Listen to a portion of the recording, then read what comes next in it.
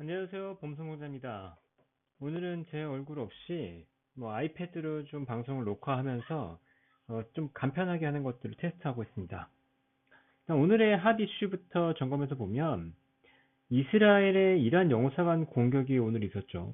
요게 이제 유가에 영향을 주면서 시장에 좀 악영향을 줬는데 이것도 한번 짚어볼 거고요.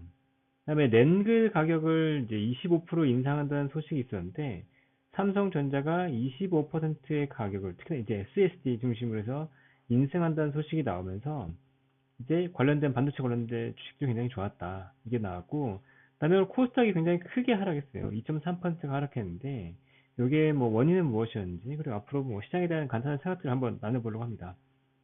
그리고 금리 인하 기대감이 살짝 후퇴했었는데 요게 이제 어떻게 되는지 사실 여기 좀 반등하는 것 같거든요. 분위기 자체는. 그래서 요것도 한번 다뤄보겠습니다. 어제 그 뉴스가 나왔죠.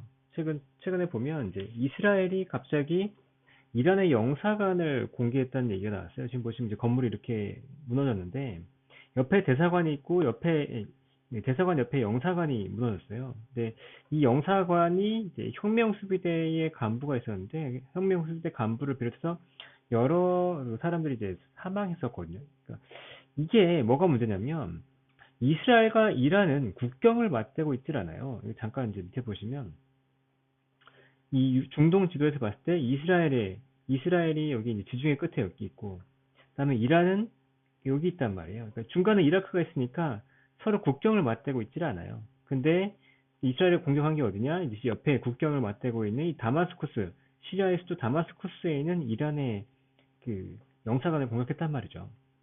근데 최근까지 보면 이스라엘은 이란을 굉장히 견제합니다. 이스라엘은 어떻게 했냐?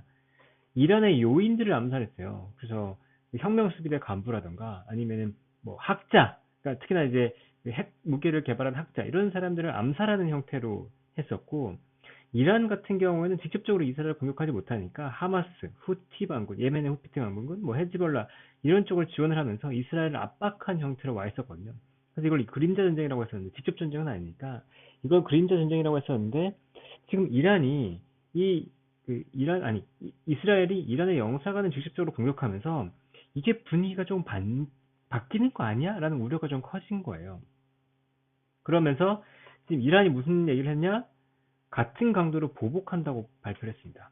그러니까 이란이 보복을 한다. 이 말 자체가 또 같은 강도로 보복한다고 하니까 이란과 이스라엘이 좀 충돌하는 거 아니야? 이렇게 얘기가 나오는 거죠. 그러니까 이스라엘이 강대강으로 충돌한다 그러면 여기에 있는 지정학적 중동의 위기가 부각될 거다라는 얘기가 나올 거잖아요. 중동 위기가 올라갈 거고 중동 위기가 올라가면 당연히 뭘 자극한다? 유가를 자극한다. 이게 이제 지금 거의 공식처럼 돼 있죠. 그래서 지금 보시면 지정학 이슈가 불거지면서 유가가 지금 85불대를 돌파했어요. 85불대를 돌파하면서 테마가 뭐가 강세가 됐냐? 오늘의 LPG, 윤활유, 지금 아스콘, 정유, 풍력은 아닌 것 같고 도시가스 이런 그 보통 이제 유가가 오르면 올라가는 주식들이 굉장히 강세를 보였단 말이에요. 지금 CX를 빼고는 보면 대부분이 관련된 주식이었다. 근데 이 유가가 지금 걱정되는 게 뭐냐면 하나는 인플레이션이죠, 당연히. 그러면 이게 바이든 대통령한테 두 가지 형태로 불리해질 거예요. 하나는 바이든이 지금 인플레이션에 대한 원죄를 갖고 있잖아요. 돈을 많이 풀었고 이제 이 컨트롤 못했다 보니까 인플레이션에 대한 불만이 상당히 많은 상태에서 유가가 올라가 버리면서 인플레이션이 다시 잡히지 않는다 그러면 이거에 대한 부담이 있다는 거죠. 두 번째는 이스라엘에 대한 지원이에요. 어제도 보면 이스라엘 지원책이 또 발표가 됐던데 이스라엘 지원에 대해서는 우크라이나와는 또 다릅니다. 이게 약간 이제 약자를 선호하는 그런 사람들의 심리가 있기 때문에 특히 나 민주당, 그 바이든 민주당이잖아요. 민주당을 선호하는 쪽은 이제 그 PC, politically correct 이런 쪽을 선호한단 말이에요. 그럼 이 말 자체가 뭐냐면 소수주의자를 선호한다는 말이에요. 소수주의자를 옹호한다는 얘기죠.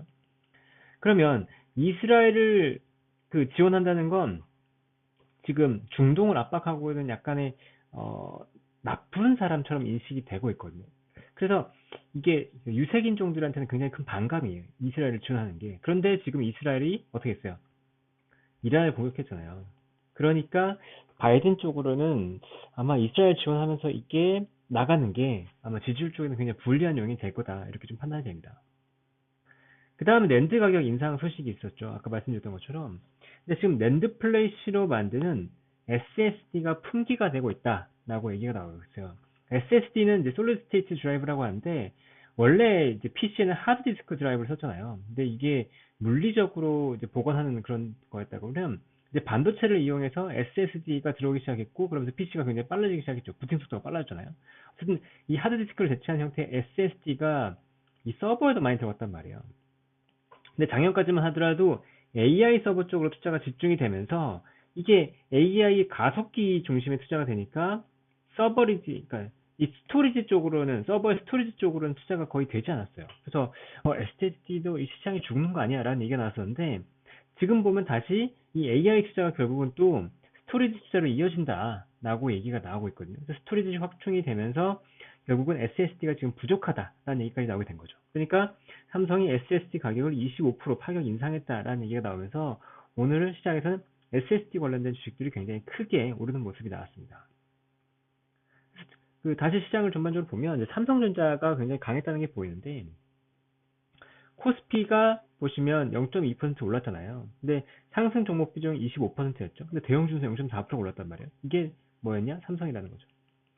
제가 지난주부터 지지난주였나요? 계속 강조한 게 이거 삼성전자 지금 놓치면 그냥 큰일 난다라는 얘기를 들었었잖아요. 삼성전자 놓치면 제가 세된다는 표현까지 썼었는데 이게 지금 삼성의 힘이라는 거예요. 삼성전자 쪽으로 수급이 몰렸을 때 시장이 이렇게 강하게 쏠림이 나온다. 그리고 외국인 보시면 여전히 강한 순매수인데 이 순매수가 어디로 갔나요? 외국인의 강한 순매수가 대형주 쪽으로 몰렸다. 이게 보이죠? 그리고 중형주와 소형주는 굉장히 부진하게 나왔고 보시면 전기전자 올랐잖아요. 삼성전자 때문에. 지금 외국인의 순매수가 1조 원인데 1조 500원, 1조 500억 원이 전적이 전기전자로 들어오면서 1.9%가 오르는 모습이 나왔습니다. 그리고 이게 얼마나 또 좋았냐. 삼성전자 쪽으로 3.7% 오르면서 외국인 수급 1조 원 들었다. 이게 딱 보이는 거죠. 근데 그 삼성전자만 1조 원이 들어왔어요. 아까 1조 500원이 들어왔었는데 삼성전자 쪽으로만 이렇게 강하게 들어오잖아요. 그리고 외국인의 수급이 지금 보면 어, 강한 종목들이 오히려 수급 쪽으로, 아니, 그러니까 수익률 쪽으로는 안 좋은 모습이 나오고 있는데 이게 아마 뭐 기관의 매도를 받아낸다 이렇게 보는 게 맞겠죠. 종목으로 보더라도 이제 삼성전자가 굉장히 강하게 보였고 SK하이닉스 살짝 오르는 모습이 나왔죠. 2차전지는 좀 부진했고요. 그다음에 보험 쪽이 또 살짝 오르는 모습이 나왔는데 밸류업 쪽으로 사실은 조금 부진하지 않을까 생각했었는데 밸류업 쪽으로 다시 좀 들어오는 모습이 나왔습니다. 증권도 강했고요. 근데 서비스업이나 그러니까 서비스업은 지금 금리의 부담이 굉장히 큰 업종이잖아요. 근데 지금 미국채 금리가 어제 다시 반등이 나왔거든요. 그래서 미국채 10년물 같은 경우에는 4.3%를 다시 넘어섰어요. 물론 여기서 2004.4, 4.5 이렇게까지 가지는 않을 거라고 보고 있긴 한데 그렇더라도 금리가 이렇게 내려오지 않는다는 건 이게 성장주에 대한 굉장히 큰 발목을 잡는 거고 이 성장주와 더불어 그러니까 이런 서비스업과 더불어서 바이오도 굉장히 부진했던 이유가 결국은 이런 미국채 금리 상승 때문이다라고 보면 될 것 같습니다. 그 전반적인 시장 상황을 보면 코스피는 지금 1조 원이 순매도가 들어갔고 기관 순매도가 나왔어요. 그러니까 개인도 보면 거의 한 6,500억 이상 순매도가 나온 거죠. 마이너스로. 근데 전반적으로 외국인의 순매도가 그렇게 강한 모습은 아니었어요. 물론 전기전자에 몰리긴 했지만 기관의 매도가 좀 더 강했을 뿐이지 전반적으로 양매도가 나오면서 엄청나게 크게 빠지는 모습은 아니었는데 코스닥은 달랐어요. 코스닥은 지금 양매도 업종이 눈에 띄게 많이 보이잖아요. 이 파란색이 다 전부 다 이제 양매도 업종인데 양매도 업종이 눈에 띄게 많이 보였단 말이에요. 그리고 외국인의 순매도와 기관의 양매도가 나오면서 전반적으로 코스닥은 매도한다라는 게 나오는데 코스닥을 매도한 이유는 아까 말씀드렸지만 금리에 대한 게 굉장히 부담이 컸고 그다음에 총선이에요. 계속 얘기 드리지만 총선에서 이제 국힘이 진다 그러면 국힘 패배 이꼴 지금 얘기 나오는 건 금투세거든요. 금투세가 된다 그러면 이 개인 체제에서 큰 손들이 빠져나갈 거잖아요.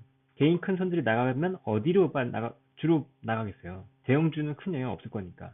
중소형주죠. 중소형주 중심으로 있는 코스닥은 지금 약세를 보일 수밖에 없는 상황이다라고 생각합니다.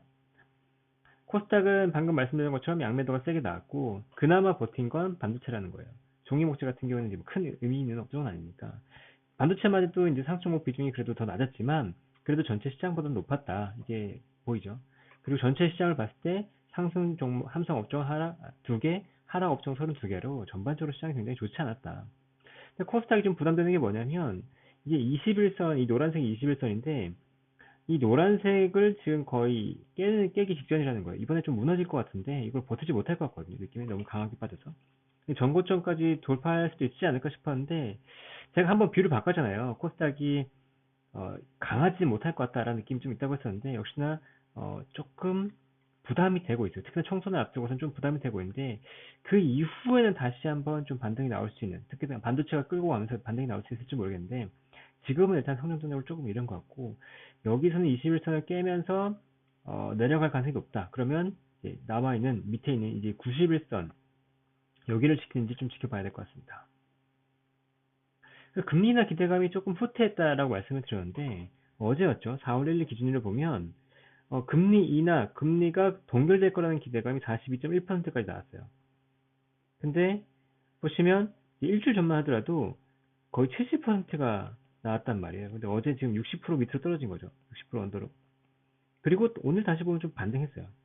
지금 42.1%가 동결이라고 봤었는데 37.3%가 동결이니까 살짝 그래도 어제 조금 너무 오버했나? 라는 느낌이 있다는 거죠.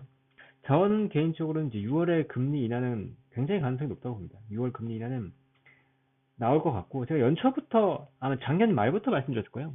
금리 인하 기대가 너무 빠르고 지금 1, 2월 뭐 2월 금리 인하까지 기대하고 있는데 그거는 뭐 말도 안 된다. 그래서 빨라야 5월이고 6월 정도에 될 것 같다라고 했었는데 지금 6월에 금리 인하 분위기로 가고 있죠.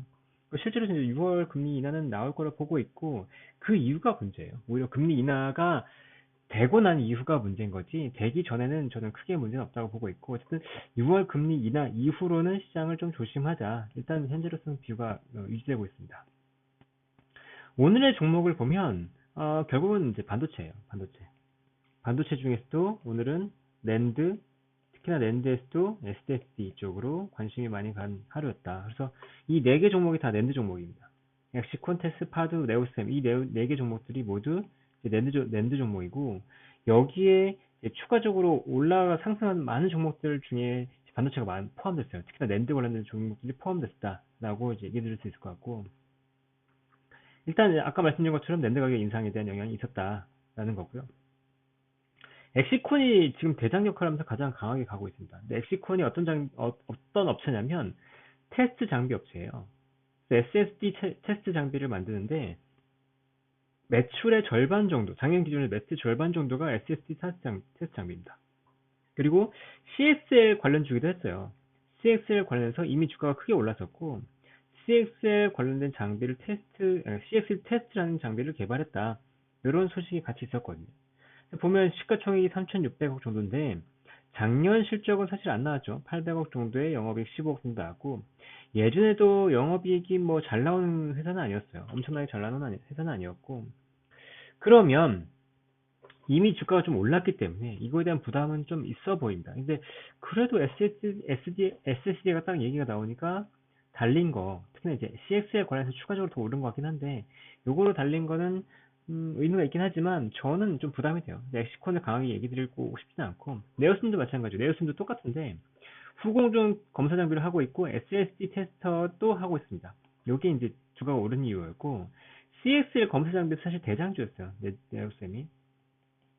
이 선별 종목으로도 예전에 한 번 말씀드렸었는데 CXL 2.0 장비, 그러니까 원래는 지금 개발한 게 21년에 1.1 장비를 개발했다고 했고 2.0 장비도 개발 완료 단계라고 하거든요. 근데 CXL이 2.0이 중요한 게 뭐냐면 CXL이 그 반도체의 통신 규격이잖아요. 근데 1.1과 다르게 2.0이 되는 게 뭐냐면 예를 들어 뭐 CPU1이 있고 CPU2 그다음에 뭐 GPU 이렇게 있으면 이게 원래는 각각에 연결된 메모리가 있었어요. 메모리 1, 메모리 2, 메모리 3 이렇게 있었다 그러면 얘가 일하고 있을 때 얘 메모리가 딸릴 수 있잖아요. 그러면은 얘는 놀고 있어도 이걸 이용할 수 없었어요. 근데 CXL 2.0이 되면 이렇게 서로 연결이 다 되면서 자기가 필요할 때 이것들을 갖다 쓸 수 있는 상황이 되거든요. 그게 이제 의미가 있는 거라서 CXL 2.0 개발된다 그러면 뭐 조금 더 좋을 수는 있을 것 같은데 역시나 이 회사도 실적이 잘하는 회사는 아니었어요. 시가총액 지금 이미 6천억까지 왔는데 그래서 뭐 SSD가 올라간다고 해서 얘를 크게 보는 건 아닌 것 같다. 지금 보면 SSD라고 하는 건 그냥 레거시라고 얘기하잖아요. 그러니까 기존에 했던 건데 HBM이나 CXL 대비해서 소외되었던 기업들이 오히려 좀 편하게 갈 수 있는, 그러니까 이 가격이 올라가면서 다시 이제 캐펙스 투자가 나오면 이런 기업들을 편하게 볼 수 있는 상황이기 때문에 오히려 네오셈이나 엑시코는 CXL 관련주로 미리 달려서 저는 개인적으로는 여기서 강하게 볼 건 아닌 것 같고 편하게 볼 수 있는 건 테스인 것 같아요. 테스는 원래 반도체 전공정 장비를 하는 회사고 증착 장비랑 그다음 건식 식각 장비가 메인인데 여기가 당연히 삼성전자 투자가 줄었잖아요. 삼성전자가 캐펙스 컷하고 투자도 당연히 줄었을 거 아니에요. 그러면 테스 실적이 좋을 수가 있겠냐고 보세요. 21년에만 해도 영업이익 600억이 넘었었고 22년에도 559억인데 23년에 지금 적자가 59억이 났잖아요. 근데 24, 25년, 특히나 25년에 회복을 보고 있죠. 그러니까 지금 보면 레거시 반도체 업체들이 전부 다 25년부터 크게 회복을 보고 있어요. 오랜 턴어라운드를 보고 있고. 그러니까 이제 실적이 이제 이제 반등이 나오는 구간인데 지금 삼성전자가 SSD 가격까지 25% 올랐다. 그러니까 이제 레거시 관련된 것들을 보여야 되는데 지금 레거시 관련해서 대장으로 나온 게 뭐냐? 테스라는 거예요. 그래서 저는 테스는 지금 앞으로도 사실 뭐 오늘 급등했으니까 조정이 나올 수 있겠지만 테스는 앞으로도 좀 봐야 되지 않나라고 보고 있고 뭐 최근에 키움증권의 보고서를 보더라도 이제 1분기 턴어라운드까지 보고 있기 때문에 실적적으로도 크게 부담은 없을 거다라고 판단합니다. 마지막 파두인데 여기 말이 너무 많은 종목이죠. 근데 SSD의 컨트롤러를 하는 회사예요. 그러니까 SSD는 메모리긴 한데 그 SSD는 이제 랜드가 모여 있잖아요. 그럼 랜드를 컨트롤해서 이제 어떻게 연결시켜주고 이런 것들이 있는데 이게 SSD의 두뇌 역할 같은 칩이거든요. 여기가 이제 샌리스 업체로서 이 컨트롤을 만드는데 최근에 보면 주가가 엄청 급락했었죠. 이제 뻥튀기 상장이라고 해서 실적을 보시면 22년에 500억 매출이었다가 23년에 이제 225억이 나왔는데 적자가 586억. 실적 엄청 잘 나올 거라고 뻥쳤거든요. 근데 안 됐단 말이에요. 근데 저는 놀란 게 있어요. 사실 파도가 급락하면서 시가총액이 엄청 줄었을 거라고 봤는데 아직도 8,843억. 그러니까 지금 이거를 SSD가 시장이 좋아진다고 해서 건들 건 아닌 것 같다. 이렇게 좀 생각이 됩니다. 그리고 마지막으로 얘기 드리는 건 이제 랜드가 아닌데 하나 에어로스페이스였어요. 하나 에어로스페이스가 15.3%가 올랐는데 이렇게 무거운 주식이 올랐다. 좀 특이했거든요. 근데 보면 이 회사의 메인 비즈니스가 방산이에요. 항공, 방산, 시큐리티가 있는데 시큐리티는 CCTV 사업을 하고 있는 그 자회사가 있고 그다음에 항공 방산은 자체적으로 사업을 하고 있는데 방산 매출 비중이 63%, 방산의 영업이익이 91% 정도를 차지합니다. 그러니까 방산이 메인이라고 보시면 돼요.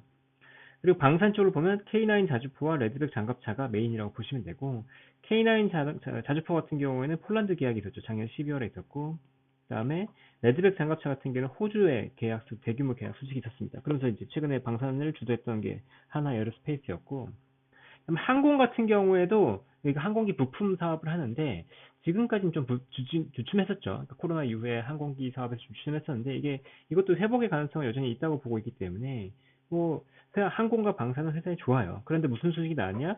인적 분할을 한다는 거예요. 인적 분할에 대해서 좀 더 알아보면 이 회사가 지금 하나그룹을 보면 김승현 회장이 있잖아요.